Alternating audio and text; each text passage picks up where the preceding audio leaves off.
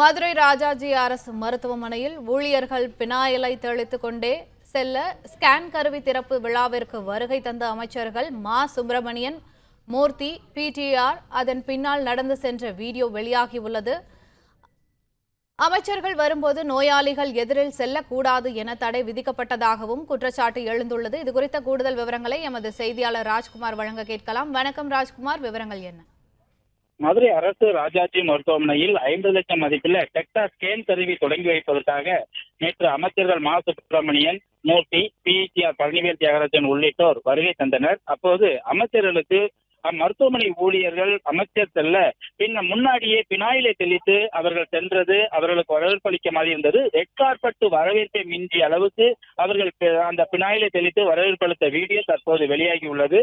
மதுரை அரசு ராஜாஜி மருத்துவமனையில் அமைச்சர்கள் நடந்து செல்வதற்கு முன்புறமாக ஊழியர்கள் பினாயிலை தெளித்துக் கொண்டே அவர் ஊழியர்கள் சென்றார்கள்.